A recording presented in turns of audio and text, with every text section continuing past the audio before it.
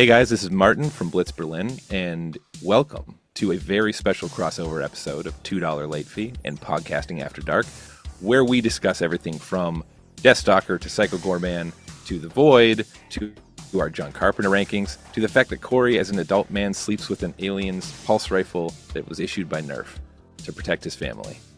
There's a lot in this episode. You're going to love it. Thanks for having me on. Corey is going to get grilled as to what he does with said pulse rifle in this episode, everybody. So stay tuned, strap yourselves in, and enjoy Blitz Berlin. I mean, this has been Deathstalker month, right, Corey? We are covering Deathstalker with Steven Kostanski and 80s Kids Unite, and we had Paul Lazenby on last month, so everybody go check that out. But man, this is a lot of fun. Martin was great having him on the show, and music, movies, and more. Music, movie, mayhem, and more. Don't forget to hit the subscribe button, the like button, all that good stuff. Bada bing, bada boom. Links in show notes to Blitz Berlin, and show them the love, and go watch all the movies that they've made, et cetera, and enjoy our interview. Let's do it. And pulse rifles. Welcome to our exclusive interview series for Podcasting After Dark with your hosts, Corey Stevenson and Zach Schaefer. Tonight's interview is with the composer of The Void, Psycho Goreman, and Deathstalker, from the band Blitz Berlin, Martin Macphail.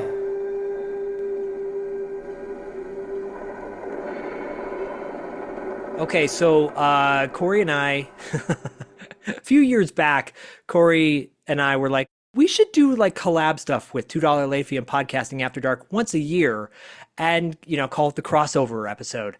Well, flash forward to about 5 years later, we pretty much do it every other month where $2 Late Fee and Podcasting After because this month is like the month of Deathstalker. And we are here today with Martin Macphail, who is 1/3 of Blitz Berlin, who is responsible for one of the greatest, like, recent epic sword and sorcery soundtracks of all the time. So, Martin, welcome to our shows. Wow, that is a hell of an intro. Thank you. Great to meet you, Zach and Corey. And thanks for having me on, guys. That's I should bring you guys around with me everywhere, to be honest. Like that's.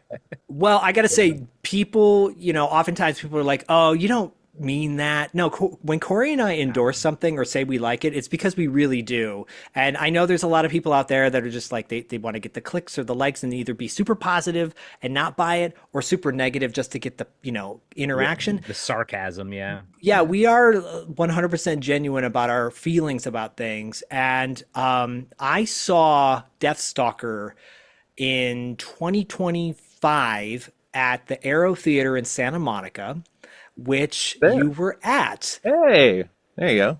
And you introduced the film, I believe, or you did. Yeah, I think you introduced the film, and it played. I was there with my buddy Paul, and oh my God, it just blew our socks off. And I texted Corey pretty much soon after. I'm like, wait till you see Deathstalker. This is gonna blow your mind. Yeah. And I live up in Oregon. I used to be down in LA, but my wife and I are up in Oregon, so couldn't find a viewing of any of the theaters around here. So I had to wait till the Blu-ray came out. But, you know, Zach and I are both big fans of Steven Kostanski stuff, Psycho Goreman and The Void and everything. So I was so excited for it. But Martin, just to let you know, Zach's definitely the more musically inclined of the two of us. So I'm more of a visual guy. But as I was watching the movie, I was like, wait a minute. I'm loving this music. Like, seriously, like I was like, holy crap, this is amazing. And yeah, I totally got tuned into it. And then looking back at your stuff, like, holy crap, I've been into your all stuff for a while now with the things that you're putting out. So I mean, for like Zach said, it's an amazing score. I pretty much put that one track on every Deathstalker post, you know, the boom boom boom, boom, Yeah, boom, yeah. you know, love that one, dude. It's such a heavy sound, you know. Sick, man. That's great. I mean, I'm so glad to hear that. One of the reasons that like Steve's films, especially Deathstalker, is so fun as a composer is a lot of the times for movies, as a composer, your job is to kind of get out of the way a little bit, right? You shouldn't be distracting the audience too much. You should be elevating the story, which is pretty much 9/10 of the rule in general. But with movies like Deathstalker and with directors like Steve and his kind of taste, there's a lot of moments where the music really does take a front row seat, which is just a lot of fun to do, especially, working with the caliber of people that we're working with. So, well, your music in that movie becomes almost another character in the film. Like I'm literally waiting for it to like kick in and for it to like tell me like now's the time to be excited, like something big's about to happen, or just like, like let me look at the background and you emphasize something, but it does become another character in the film. And I do still have a film background, and I know like editing, you're not supposed to see the edit like and everything, but like in here, your music is what is really, accentuating what we're seeing. Yeah, thanks, man. I appreciate that. That is sort of the goal with it. It's one of the discussions I had early on with Steve when we were talking about this movie was the almost video game style storytelling that's happening at parts of the movie where it feels like some of the cues feel distinctly like boss fight music. Like this is a special moment for this boss, and it has to feel like, he's going to fight the rock guy or he's going to fight the guy with the two heads or whatever. So that's a lot of fun from a composing angle because you can really just like kick into high gear and you're not trying to like play it cool. You're like, no, we got to rock. Well, I mean, one of the things that we equated the movie to was, Zach and I both thought was like, it's like a rated R live action He-Man, like an episode of He-Man. And in He-Man, the music is noticeable. The music is always fun. It pumps you up. It informs what you're supposed to be sort of getting excited about. Did that? Are you a He-Man fan at all growing up? Yeah, 100%. I mean, He-Man and also like Conan. And one of the big ones that probably is the closest to my heart that was a big reference for Deathstalker was Army of Darkness. Because totally. Big Sam Raimi guy growing up, but specifically Army of Darkness, like, I think there's multiple birthdays that my gift was getting the VHS of Army of Darkness because I kept wearing out the old one. So there's like 8 different versions that would come out over the course of a year, by the way. 100%. Like I had the one that was kind of in that almost like Disney, like kind of like puffy plastic, whatever, right? And love that movie to death. And that also has there's very noticeable music elements, but there's also kind of like a willful. I'm careful with the word camp. It is camp, I guess, but it's just like a willful, like, we're having fun with this. Like, nobody's got to take this that seriously. It's going to be gory. It's going to be surprising. It's going to be serious character work. But you got to just, like, have fun and throw caution to the wind a little bit. And that allowed us wonderfully with Deathstalker because of the, iconic Deathstalker 2 melody. So much of the heavy lifting is done by us adapting that into surprising ways in various scenes. So we're bringing it back to that just like He-Man has such a great theme, bringing it back to something recognizable like that. And a funny thing happened, I don't know if you guys are aware of this, but that just happened recently because of Deathstalker, is we actually, a music supervisor who was a fan of the film brought us in, and we actually did all the music for the Masters of the Universe trailers. So what? Yeah. Oh, wow. Which is random. They were basically like, "Oh, we need like more lead guitar." Was kind of the push. Like it's not sounding 80s enough or whatever in the queue. So that's a funny path from Deathstalker connection to the He-Man world. Yeah. Well, wow. So Brian May is doing some of the guitar. He's doing the guitar work for the film. Unreal. Yeah. That's right. Which blows my mind. I'm like, there's some kids that have no idea. They're like, Brian May, who's that? And you're like, no, you do realize that is a legend right there. How special is that? That's really cool. It was very cool, yeah, and it just one of those really nice serendipitous kind of moments because there was always a little bit of comparison when we were making Deathstalker because we knew Masters of the Universe was being made and it was going to be like a way higher budget version of what we were trying to accomplish, and Steve is excellent at like embracing those limitations and making a story that doesn't feel limited. It feels like he's dreaming big, and it's a wonderful movie that doesn't feel to me full of compromise, but inevitably it is due to budget. We knew Masters of the Universe was coming and going to blow our socks off in terms of these massive CGI set pieces and all that sort of stuff.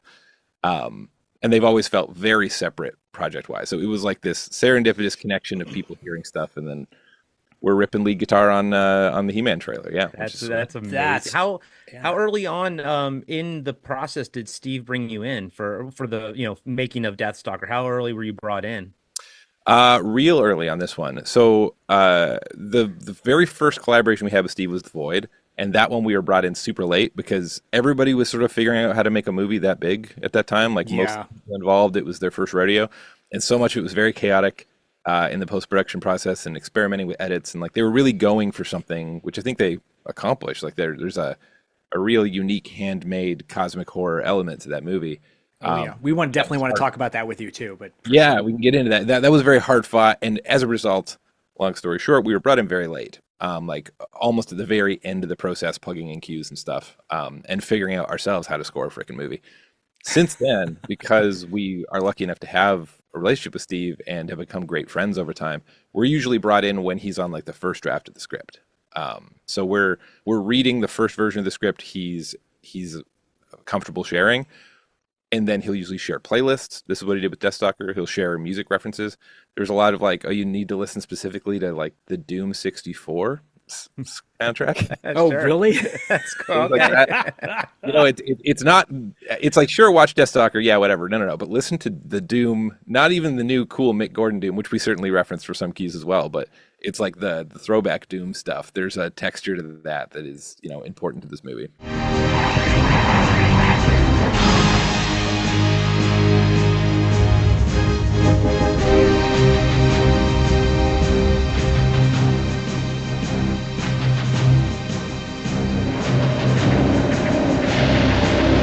Doom 64 has been designed exclusively for the Nintendo 64, incorporating a new storyline that builds on existing Doom releases, ultra-smooth gameplay with precision control and performance, stunning 3D graphics, CD-quality music and sound effects, radically redesigned creatures, new and enhanced weapons and secrets, over 30 larger and more challenging levels than any previous gaming system could handle, all blended seamlessly to make Doom 64 the most incredible Doom ever. Doom 64 from Midway. We were brought in very early. We were able to start experimenting with themes and ideas and present them to him. At each film that we've done with him, we get to start a little earlier, but also the goal for both of us is to try to outdo the last time we worked together. And Deathstalker is the latest version of that, where we're like, okay, we're going like full John Williams this time. We need like all the quad, all the orchestra and all the whatever. Make it larger than life on a shoestring budget is always the goal. So yeah, with Deathstalker, we got to start quite early, and we got to sort of be a part of the process before they ever went to camera, which was really, really helpful. That's wow. awesome. So and you've also worked on Psycho Goreman and Frankie Freako, right? Absolutely, yeah. So we did, with both PG and Frankie. It was the same sort of thing. It was PG and then Frankie. Each time it was like, can we do something a little crazier with the music? Can we, Frankie had that almost Looney Tunes sensibility to parts of it, and obviously referencing things like Ghoulies Go to College and that campy puppet thing. PG is in its Power Rangers, Ninja Turtles world, which I love deeply. But Deathstalker was just bigger and more challenging than anything we'd taken on. And a big part of our initial problem solving for that, like how are we going to make this score larger than life, was getting in touch with Slash, who was a producer on the film and also played guitar on a lot of our score. So we knew we had to get that Despairon track that you're mentioning. That's all Slash guitar solos in there, and that's a big element that helped us level up this score for Deathstalker. It's side note, Slash he toured my school when I was a teacher in Los Angeles, and I assessed his son for kindergarten, who had like, no kidding. He had like black nail polish on his fingers. I'm like, this is definitely Slash's kid, And so the kids are running through the hallway because he's going on a tour while we were assessing the kids for kindergarten, right. And he's going on a tour with other parents, and you hear the fifth graders going nuts as he walks by the classroom, and they're like, really? Do you know who that is? Do you know who that is? I go, yeah, I know. And they're like, that's the guy from Guitar Hero. And I'm like, oh. That's the guy from Guitar Hero. Incredible. Oh boy. Anyways, he had a fanny pack on. I thought it was amazing, and he was the sweetest guy. So I have nothing but nice things to say about Slash. Man, that was our experience too. He's the most just like, I don't know, without having met him ahead of time, it would be easy to expect maybe some rock star ego or something, right. Or just, even if he's nice, just being very busy and not wanting to be too involved on a granular level. But It was the opposite. The guy just loves making movies. He loves making this kind of thing. He loves Deathstalker. And so when we had the conversation asking him to play guitar, he was just like, sure, what do you need, man? And then gave us so much amazing guitar work that it became sort of a central part of the DNA of the score. Well, I think Corey and I, when we talked about on the Deathstalker episode, we talk about how, well, we always talk about this, how music can make or break a movie. It can elevate a low budget kind of so-so film, or it can really take the wind out of the sails of a film that maybe has a lot going on for it, but if the soundtrack stinks, then it really turns you off. Deathstalker obviously has the story is great, everything, all the elements we love so much, but the music elevates it to the next level because if it didn't, if the music was weak, then you go, this is it's going to distract you from the story. It doesn't. It enhances, like Corey said, it really becomes that third character. I appreciate that, man. Yeah. Cool. I'm glad that it worked that well for you guys. I'm so glad. Yeah, especially how big the music is because like I rewatched Deathstalker 1 and 2 before Kostanski's remake, and it's just like they're okay. They're not, I do enjoy them and I love Deathstalker 2 more than 1. A lot more fun. One's a little, there's some questionable stuff. It's a little rapey, unfortunately. Yeah, I was going to use that word, yes. Yeah, it is. Most 80s sword and sorcerer movies were. Yeah, but like everything is so much bigger and better here, so it helps that also the music is bigger and better in Dural's Deathstalker than it is back in the day. So yeah, it's just nothing but praise, honestly. That's gonna be nothing but praise. I appreciate it, man. We had Paul, when we had Paul Lazenby on, we pretty much said the same thing. We're like, expect your ego to get stroked heavily in this episode. So Martin, just strap in because here we go.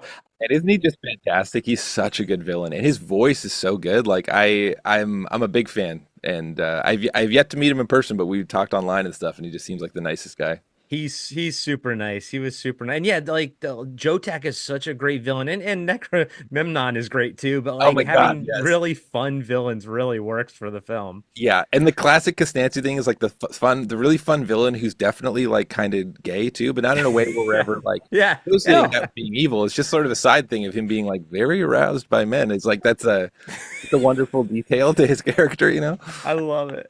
Yeah. Well, I mean. Yeah, we love that element as well. That I mean, it takes me back to Psycho Goreman when he's like, "Or do I?" Yeah. Hunky boys, boys, baby. But I want to roll it back a little bit. Had you always intended to be? Would you consider your style, your genre of music like electronica, or how would you categorize that? And is that always the field you wanted to go into? I mean, that's a good question, man. It's a constant evolution. So like Dean and Tristan and myself, like we started our first band together in high school, and it was a pretty straight up like punk post-hardcore band. We listened to a lot of like At the Drive-In and the Mars Volta, and we were trying to emulate that. Oh, cool. And that's how we spent the whole first like 10 years of our music career. Basically, it was just touring, playing every bar you've never heard of. Eventually got a record deal in Toronto. The band sort of fell apart, but the three of us stayed together. And then Blitz Berlin was born, and originally as kind of like an experimental industrial thing, and even that, like the records we have evolved a lot. And I'm probably not the best guy to ask because we don't think too much about genre definition. That's a good thing. That's a good thing. I think one of the ways that we got our initial work, especially in Los Angeles, being Canadians and kind of outsiders, one of the ways that we got in was by becoming like the much more affordable Trent Reznor. So we really leaned into the industrial stuff, which got us some work, and we became known as like the dark synthy guys. But then something like Deathstalker uses very little synthesizer, like so much of it is just big organics. And so I think I don't know how to answer the sound thing exactly, other than I like being a little harder to define. I like that what directors are coming to us for is like storytelling instincts and like delivering on the emotion and the uniqueness of a film, rather than getting just like a specific tone. So, well, you clearly display that with your variety of songs and scores you've done for your films. Another mutual friends of ours, Voyager 3, they're a Detroit-based band. They scored a movie called New York Ninja, and cool. and they don't.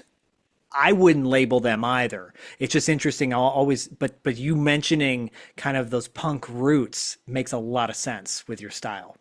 Yeah, and I mean, our music always had a handmade quality to it because we're like Canadians with no money and working with whatever producers liked the band enough to give us a good rate. Like there wasn't like we have all the choices in the world. It was like, well, we just need to make stuff because that feels like a bone deep instinct, and that would take a lot of forms depending on the tools that were available to us. So nowadays we're fortunate enough, especially just with the way technology has grown, to have so many different tools, both organic instruments and every synth tone and plugin you can imagine.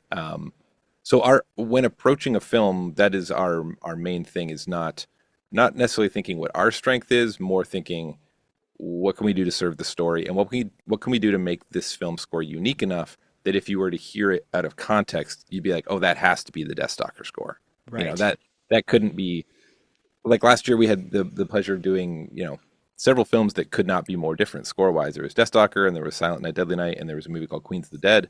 And Queens of the Dead is like a full-on, like, dancey synth score, and Silent Night, Deadly Night is like, I don't know, Texas Chainsaw half the time. It's just like very disturbing sounds for the most part. And then Deathstalker, you know, we're going for this Elfman, John Williams, larger-than-life Army of Darkness thing. So I'm hoping what people take away from that is not these guys don't know who they are, and more like, oh, they understand storytelling and are, you know, can experiment and grow with each project. When you were doing the score for Silent Night, Deadly Night, which my wife and I saw in the theater, we actually had to drive like an hour away to go see it. You committed, Corey. Yeah, you committed. I committed. In 1984, one film shocked audiences, was banned from theaters, and traumatized a generation. From the studio that brought you Terrifier 3 comes a new and unrated vision of the cult classic. Get down! This Christmas, spread the holiday fear. Silent Night, Deadly Night.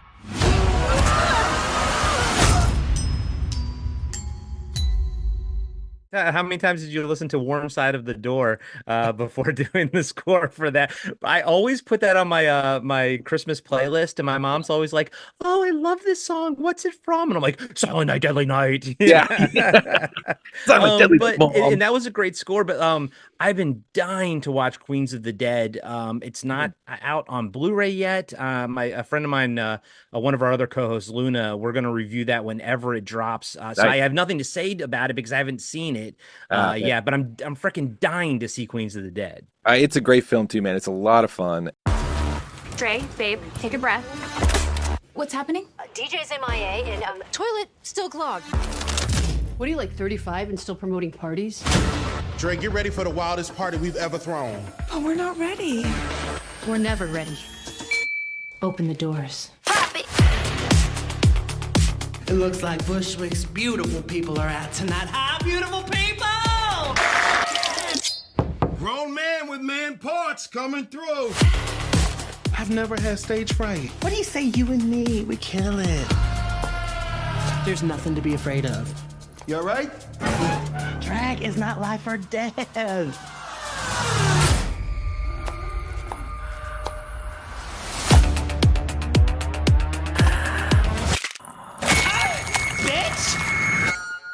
Oh, fuck. Something very bad is going on. Manhattan is under siege. What the hell? Shelter in place? That thing was not human. You know what this means. It's worse. A zombie. Yum, yum, yum. My wife is coming. She's probably dead. Oh my god! That was kind of sexy. Softball, third base. We gotta armor up. You might want to look away. Why?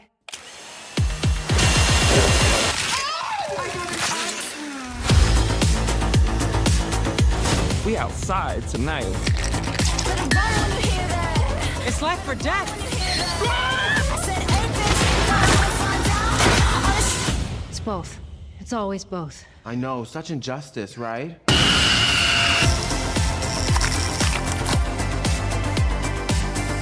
Survive, survive.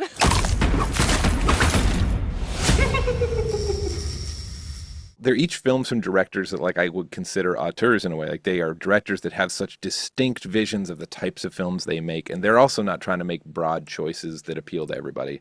So I think that that's something that's always really inspiring as a composer too, whether it's Tina or it's Mike or it's Steve on Deathstalker, is that creative connection of being like, we're going to step into your world here and we're going to be like, the ketchup on the hot dog kind of. We're not imposing our views here. We're just going to try to complement what you're doing as well as possible, and use that as a springboard for creative inspiration too. So we're not just running the same ground all the time.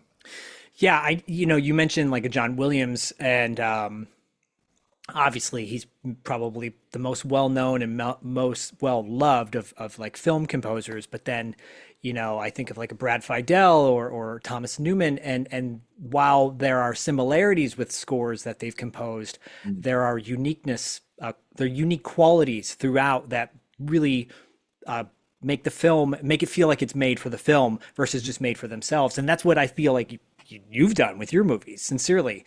I appreciate that, man. That's the goal. That's what we've been trying to do. And I think in my mind, the best recent example would be Ludwig Göransson, who, if you put the Sinner score next to like the Tenet score next to the Oppenheimer score, like those are each tonally very distinct. And right. Like AAA, like some of the best to ever do it, So the fact that that's all one composer, I find that very inspiring. I love that within a musician's body of work. Growing up on artists like Bjork and stuff, I'm like, I never want to hear the same record twice. I want you to grow. I think Ludwig used to do the New Girl score as well, the soundtrack. Was it New Girl? I know. Yeah. Community. Really? Yeah, he's done so much of just such variety of stuff. I mean, his Mandalorian stuff is fantastic. I love his season 1 and 2. Yeah, he's great. I love him. So not only does he have great ears for production and everything, and like how big and how polished everything sounds, but like he's just a good theme writer, which not all composers are. There's a lot of great composers that are great at the job, but don't have like the touch of writing an earworm. Whereas like Ludwig's scores are very memorable, I find, which is something I think is great. Is that a copy of Pablo Honey in the back of your in the back there? It is actually, and it is a signed copy, believe it or not. It's actually my wife. Yeah, that's a little Radiohead humble brag there. Oh, nice. That is.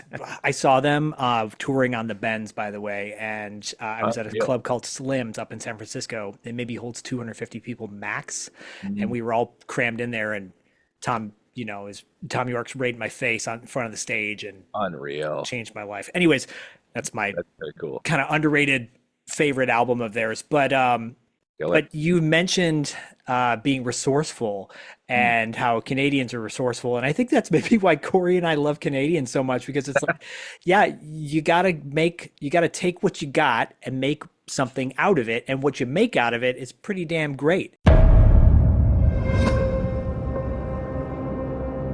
Haven't you ever wished to save someone beyond saving? No matter what the cost? This is uncharted territory. The body has to adjust, of course. We weren't built for this kind of thing. You'd be surprised at the things you find when you go looking.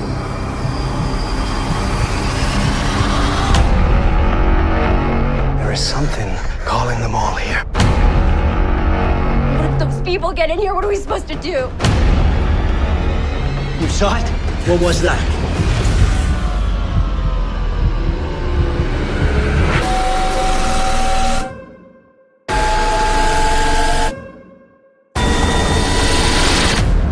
Do you know where you go when you die?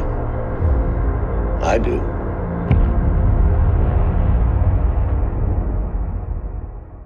Circling to the Void, you said you were kind of came on at the end, but were you given notes or like influences, or what kind of drove the direction of your sound? Yeah, that was funny. That was such a learning experience in so many ways. Yeah. We also didn't have most of the gear that we now have to make stuff. We're still making it with a lot of like gear that's meant for making punk music. So it was like, we had like one synthesizer and it didn't sound very good. So we would like play a note through it and be like, it sounds kind of lame. We're like, well, let's do the only thing we know how to do, which is like run it through a lot of guitar distortion pedals. And that became so much of the sound of that film was these, this very distorted, noisy sort of thing, which felt in the pocket of what Steve and his co-director Jeremy were referencing, which is Lustmord. They love Lustmord. And you guys familiar with Lustmord? No. Noise artist. You might dig it. It's something you might add to a Christmas playlist that'll really freak out your mom. It's not Christmassy at all. Oh, it basically, what is this? Like, picture somebody making albums that sound like they could just be like dropped into the background of a Silent Hill game, and they wouldn't. So it's it's ambient, it's noisy, it's very moody and dark and whatever. And so that was something they loved, and they felt like it already felt like it played in the world of the Void. So we had somewhere to start, but we didn't know how to make any of that stuff. So we were sort of reverse engineering that with found materials, and in a big rush, because we were brought on at the end to basically, score a whole bunch of the film that didn't have music yet. And we had like 3 weeks to do it. And we were working, out of our bassist and, Diener, my co-composer, out of his like rental house's basement off of a laptop. So it was like not there's no glamour behind that film. That was every part of that film was like, what can we pull off, and what can we like pull all-nighters, pushing our gear as far as possible until it like makes a sound that we're like, oh, that does sound like the unknowable horrors of the ancient universe, for example. Yeah. So. I love I know Zach does too, but that's actually my personal favorite of Kostanski's stuff. And we had a little F, Marry, Kill at the beginning of it with Psycho Goreman, Deathstalker, and the Void. And I will marry the Void for the rest of my life. That it's the best H.P. Lovecraft movie that's not based on anything like H.P. Love. It's not based on an actual story. No, for sure, yeah. But I'm inclined to agree with you. I feel like there's something about Lovecraft that's really hard to adapt, because a lot of people get some of the aesthetic choices, like, oh, there's got to be like tentacles or something, or there's got to be, people turn into fish or something. And like those are all there, but that's not really what makes Lovecraft great. What makes Lovecraft great is sort of the unknowable aspect, the like what's beyond that, the fabric between the stars sort of thing, and having time to be patient with how creepy that horror would be. I feel like a lot of the Void to me does a pretty good job of unsettling you in that way, and it doesn't give you a lot of answers in the end. It's not like, oh, it's because of this one god who made a deal with this guy or something. That it's just like, oh god, whatever this is even worse than I thought it would be. And that's what's great about Lovecraft is you don't ever know for sure what's going on and everything. Totally. I will say, as a gamer, I do enjoy all your video game references that you drop. I'm like, okay, all right, do you have a gamer background as well? Certainly, absolutely. I mean, the three of us all grew up playing games. With our generation of gamers, we were mainly like, I guess I had an SNES, but I was pretty late on it. So it was like PS1, N64. So like, we're all big Final Fantasy guys and Zelda guys and that sort of stuff. And in a modern context, I mean, a lot of the Dark Souls games are a big inspiration as well. My brother-in-law plays those. I don't, because I want to actually enjoy my time when I play video games. You have to be a masochist to play a Dark Souls game. You do. It just gets wrecked constantly, and it's a very frustrating experience. But the lore, as they all have the lore. You're a lore whore, I think. My son tripped out over the what he thought was the Triforce symbol in Deathstalker. He was like, "That's Triforce. That's the because he's a huge Zelda." Funny. He's not totally wrong. I mean, it's a similar arrangement. It's just not triangles. It's like the crescent. Yeah, I said it's pretty close. He's pretty close. He's like, I love that. Just as someone, because like I have a background in astronomy. It's the only thing I actually studied formally in school.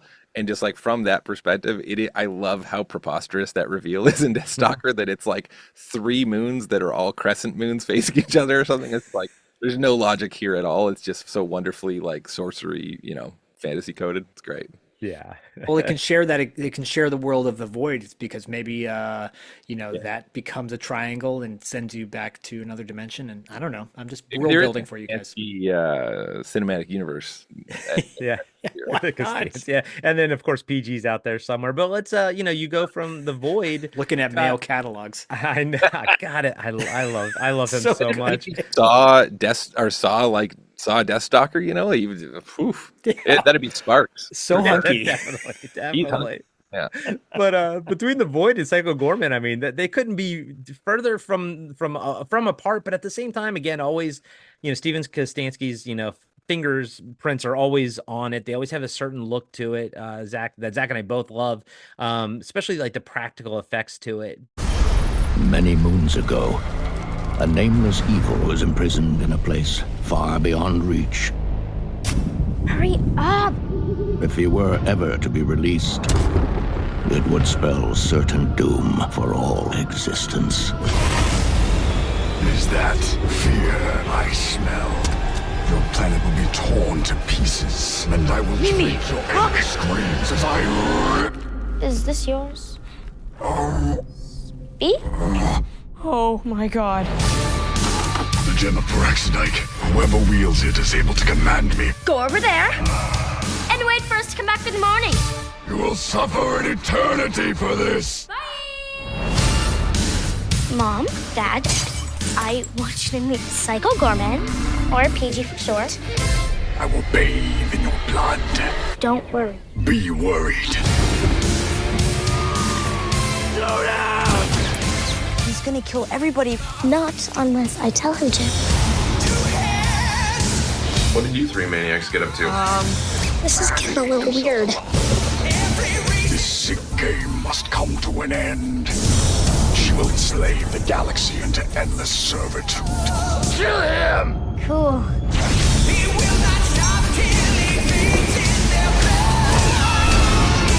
The ultimate evil has awoken.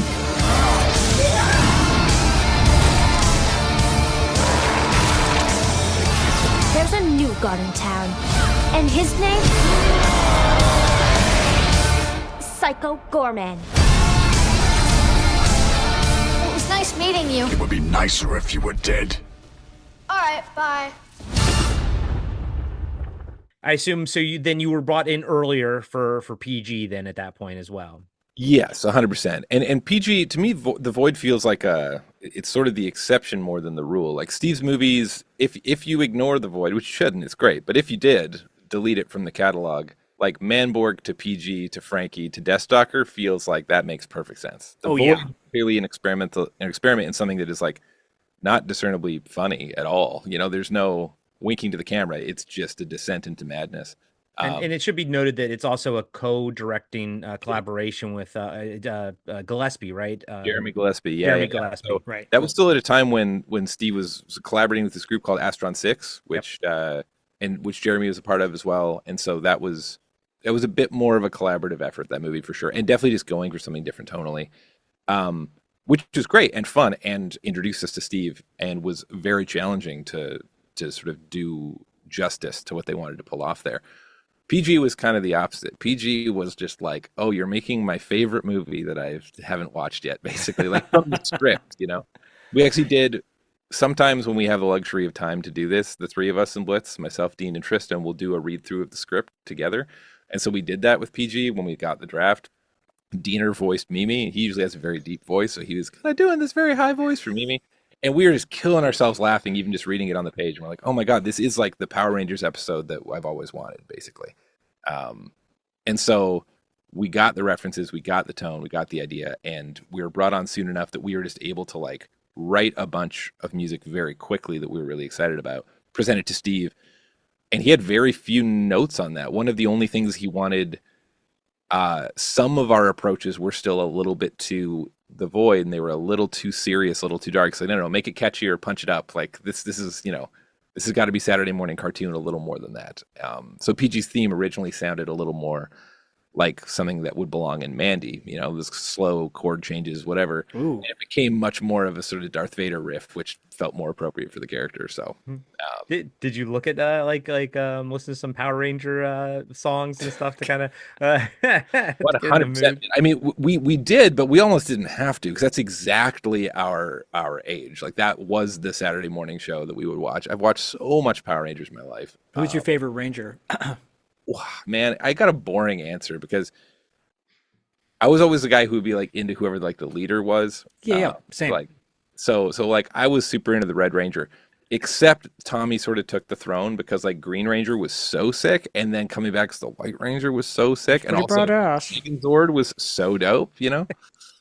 So I think it became Tommy later on, but originally I think I was a Jason guy. You mentioned Mandy, by the way, the Nicolas Cage film, which is so badass. But so you took initially you took references from that? Yeah, we took some inspiration from it just because, I mean, we'd watched it recently. We thought it was so cool. And we knew that we wanted there to be a guitar element in PG, like a droney distorted element. Yeah. And our last collaboration with Steve was The Void. And there's like, The Void and Mandy aren't that far apart in terms of approach for a lot of the score there. Right. Especially sort of the droney, noisy elements. So our first pass of the PG theme felt a lot more like that. The chords actually, I think, remained the same in the final theme, but there just wasn't the same like dun dun dun dun dun dun, dun like rhythmic hook thing. It was just much more oh, a scary monster is here. So we needed to punch that up and make him like a fun scary monster that had a like, you know, death march element to his theme. I mean, you nailed it, because look, Psycho Goreman is I have birthday movies every year on my birthday that I make everyone watch, and then they're like, I don't want to watch this, and then we watch it and they're like, oh my god, this is amazing. Mac and Me is one of them. I made Corey watch that recently and he was like, whoa, this is so good, because it's better than E.T. I'll fight anybody to the death on that one. But Psycho Goreman is like, you put it in, people are like, what the hell? It literally, the what the hell am I watching gets louder and louder as the time goes on, and it turns into, what the hell am I watching? Don't turn it off. It's amazing. Yeah. That's my favorite thing about the way Steve writes is it's like he starts with a concept, and then I think maybe other writers would take that concept, and where Steve gets by the end of the first act would be kind of like the whole movie. Right. In somebody else's hands, but he just rockets through his concepts to a point where like he clearly kind of gets bored with them, and then is like, all right, but we need to go way further than that, and then that happens again at the halfway point, and that happens, so you're all like, oh, this story of kids in a backyard that feels like this is all they had money to do is all of a sudden like a galactic war at some point. Like that's such a fun part of those movies to me. Yeah, that's in Deathstalker. One of my favorite moments is when it's like Brisbane and Deathstalker are just walking and talking, and there are those two like mountain giants just fighting in the background, and it reminded me of back in the day of like, you know, Return of the Jedi and stuff, where Lucas would like just put little things in the corner and little puppets in the corner of the frame, and just things were always happening and you don't know where to look. And then of course your music, you know, your all's music is accentuating everything, or it's not there to sort of accentuate just the dialogue, and you know, it's well done. The sound design is well done. But yeah, I love that stuff. And then so Frankie Freako, you know, it's basically ghoulies, you know, who go to college. You to college. What a reference, by the way. Yeah. No one's thinking that. It's prank week at Glacier College. And the frat boys are out for blood. You won't get away with those foolish pranks this year. But what these party animals don't realize, I now command you to appear. Is they've got 3 new pledges from hell. Oh, hey. Let's take it to a round, schmucks. Yeah. Wait. Now, the ghoulies are about to learn what higher education is all about. Brewskis. I'm just tape. Babes. Uh-oh. So, what's your major? And partying hardy. I win. They drink our brews. This is war.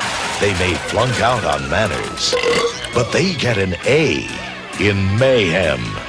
Ghoulies 3. Ghoulies go to college. They put the animal back in the house. That is the reference, man. Like that's a movie that Steve got very obsessed with, that I think. Like I went over, it was a little while after making PG, and I was living in Toronto briefly at the time, and so was Steve. And I went over to his house, just like have pizza and watch a movie or something together, hang out as friends. And I got there, and who I came to know as Frankie Freako was just sitting in one of his chairs in his living room, and he just didn't mention it. And so eventually, I'm like, so. He's like, what? What's it? You know, I'm like, the fuck is this? And he's like, oh, that's Frankie. And this was like, he had gotten obsessed with the movie. He'd started building puppets, and he started dreaming up this whole project. So I think I found out about Frankie long before we read a script. It was I met the little man himself, basically. Connor had it all until things got freako. Here we go! Oh my God. We're gonna party hard, and then we'll be on our way. Shabadoo. Time to get freako! Things got a little freako. Frankie Freako. It's amazing. What I love about this is, you know, years ago, Corey and I had Richard Band on our show and talk about full moon movies that he's done, Empire, et cetera, et cetera. And obviously his brother is, you know, he collaborates with his brother, and you and Steven are not related, but you guys have worked on several projects together and continue to work on projects together. And that's a pretty awesome thing. It doesn't happen all that often. Man, what a gift. It is. It's one of the greatest things in my career, in general, just in life, to be honest, is I saw Manborg in a theater in Toronto long before I knew Steve, and was just like, blew my mind. I was like, whoever made this movie, if I ever get to meet this guy, we're gonna be best friends, because clearly we just like all the same stuff. We think all the same stuff is funny, and I, wonderfully enough, say don't meet your heroes, but in this case it turned out, because we ended up connecting with him and now collaborating with him so many times, and it really does feel like that. If we had been lucky enough to grow up in the same town, we probably would have been making movies together since we were like 15, because we just like have all the same tastes and same sense of humor. And what a gift to discover that collaborator in such a talented person like Steve. So, every time the phone rings and it's him and we're doing another project, is like Christmas. So how did you get linked up then?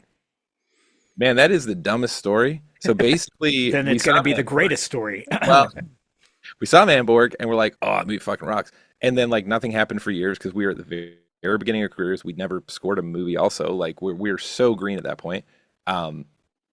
But we were just starting to get into it. Tristan, my other bandmate, was going through the dog fostering process, and he was sitting in Trinity Bellwoods Dog Park. Any Torontonians listening, you know exactly what I'm talking about. He was sitting there, and the guy sitting next to him was also going through a dog foster, and they started chatting it up. What do you do? I make movies. What do you do? Oh, I make music for movies. And he was like, well, I'm making a movie right now called The Void, and I need music for it. And that was Steve. And then Tristan's telling me this. I'm like, dude, that's the guy. That's the guy I've been trying to find out how to get a hold of because of Manborg. He's like, oh, really? Wow, that's crazy. I'm like, wow. How did that occur? So serendipity, I suppose. That is not a dumb story. And I awesome. think what that tells people listening and watching, and if you're watching, hit the subscribe button, by the way. I'm always cheap plugging. It proves that it's important to have conversations with people, and it proves that it's important in the real world, in IRL, conversations in IRL. Not be on your device, not be like actually engage with people and be genuine. And how rad is that? Dogs have a way of bringing people together. Let's be honest. I am a dog guy. Corey's a dog guy. Like, we love animals and they do that. But that is not dumb. It is awesome. Like, so rad. I love that. Yeah, it's so random, man. What a wonderful thing, and for it to turn out the way that it has, and just seemingly, a very unlikely a coincidence, which sure, brought together by the love of dogs. So, Miss Cleo, who Chara ended up keeping. So that was when we moved to Los Angeles the first time. That was like our band dog. Her name's Miss Cleo. She's from Egypt. That's awesome. She's not psychic, is she? I think there was a Miss Cleo who's psychic. Yeah, okay. It's tarot cards or whatever. Yeah, totally. But yeah, she, I think she knows it. She's very self-important dog. So I think she's like, yeah, I got you that job. You're welcome. Yeah. Just extra kibble, please, or extra whatever. So are you and Steve working on anything coming up, or can you tease us with anything? I wonder if I can tease anything. It's all pretty. You can just say yes. I mean, yes. Okay, great.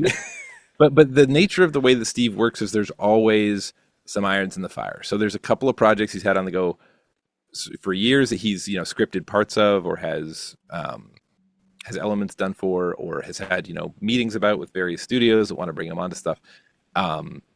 So all of them sound very exciting and cool. I don't know what I can say really about any of them. One of them that I will say, because I don't think it's the next one, unfortunately, but I really hope it happens someday, is a PG sequel that sounds freaking fantastic. I mean, I want that in a Deathstalker sequel. Yeah. I think Deathstalker did pretty well for them, so I think there's a chance a Deathstalker sequel would be great. But yeah, I don't know. I know that Steve Steve had a baby not that long ago too, so I think he's taking a little bit of family time. But Junior, Arnold Schwarzenegger. Yeah. The miracle of science, man. It's crazy what they can do. It's gonna happen these days. That movie's trash, by the way, so no one go watch that.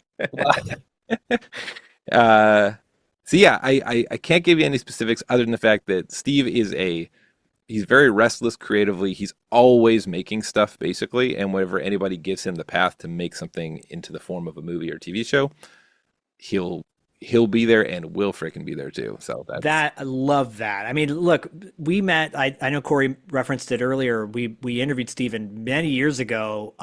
It was during the pandemic, and it was, I was in a studio. I think Corey was on a phone patch, and Steve was on a phone patch, and like so, no one's looking at each other. We're just talking into the void, no pun intended. Right. And I think Psycho was supposed to go to South by Southwest, and that got shut down because of the pandemic. Yeah. And so everything was in this weird holding pattern, and we hadn't even seen it yet. But so we talked mostly about like Manborg and the Void, and we're hoping, we know it's going to be good. We know it's going to get there. Yeah. But to see it all these years later, and to know that he has these collaborators that he works with, like you, it's really inspiring for creators. That if you keep doing what you do and you align with people that you just you align with people that have a similar mindset, like you both just want to create something beautiful, then the rest kind of falls into place. And 100%. I mean, that's the dream. And I think one of the reasons we honestly started a band in the first place is for a similar reason. Like there's, 5 like-minded people who all want to make music together. And like that collaboration can be so satisfying and lasted for a very long time. I mean, the 3 of us are still making music together 20 years later, That's beautiful. Are you going to play any gigs anytime soon, maybe in Los Angeles? Yes. That's a good question. I mean, we don't have anything planned right now. These days we are so much just like stuck in the studio full time. We're fortunate enough to be busy with what we do, which is not something we take for granted. So, but we talked about it for sure. I mean, we really enjoy playing live, but have not made the time for it in a long time. But if we do, I will let you know, I promise. Please do, and we'll promote it on our channels and all that good stuff. By the way, if you're not watching this on our YouTube or Spotify, Martin has a poster of the Reservoir Dogs in the back corner of his in his recording studio. I saw that in one of your Instagram posts when you're teasing some of the Deathstalker songs, and I was like, "Ooh, that's a badass poster from back in the day." Yeah. That's a great one. Actually, my favorite one. I don't think you could really see it from here, but I've got one that's even larger that is Big Trouble in Little China, specifically, which is I love deeply. What do you love about it? I'm just curious. I mean, to me, it represents a period of time. You guys may disagree with me on this because like we do have a little bit of an age difference enough that our opinions on John Carpenter are probably different. Whereas I love John Carpenter wholesale. I love his early stuff. I love his later stuff. And to me, there's a genuine joy that comes with this period of time in his career in the 90s where he decided he was just going to start having fun. Where, he went from making these seminal, quite serious, quite moody horror movies, which are excellent and some of my favorite films. But then movies, like Escape from LA or Big Trouble in Little China, where it's kind of like, I think he just wanted to like get in his garage and jam with his friends on guitar to score them. And he was, the movies themselves have this like, I don't know, a willful silliness to them where it's like, now we're just doing this because that'd be funny. And like, that's something that is near and dear to my heart. So I appreciate that. Well, now he wants to sit on his couch and smoke weed and watch basketball, which is totally... play video games. Play video games too. I mean, that's my goal when I retire. That's what I'm going to be doing. You can't fault him for that. And this is something Steve and I have talked a lot about as well. And something that we I think have similar opinions about is some of those John Carpenter movies that people don't embrace as much because they feel like quite distant from his early filmography are some of our favorites because they also feel like, I mean, those movies for sure are references for some of Steve's tone. For sure. I could see that with Escape from LA. Well, so Corey and I literally watched every single John Carpenter movie from beginning to end up until the latest episode of Suburban Screams. And did it for our Patreon, our Podcasting After Dark Patreon, which y'all can sign up to. Links are in the show notes. But we've literally, because we love Carpenter. Carpenter is one of our favorite auteurs, like hands down. Big Trouble in Little China to me is the most accessible of his movies to show younger people.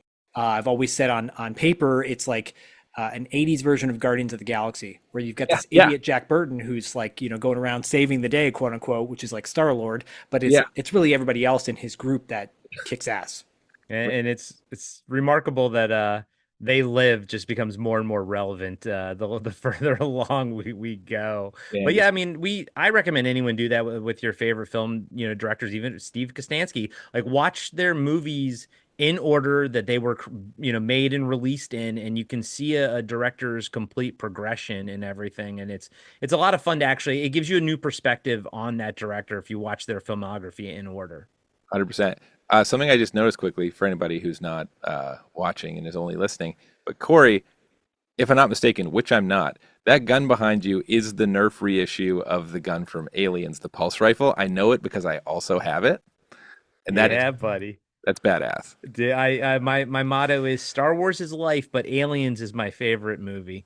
I have that there. I have a homemade Decker mask from Nightbreed that my grandmother made for me when I was a kid. That's amazing.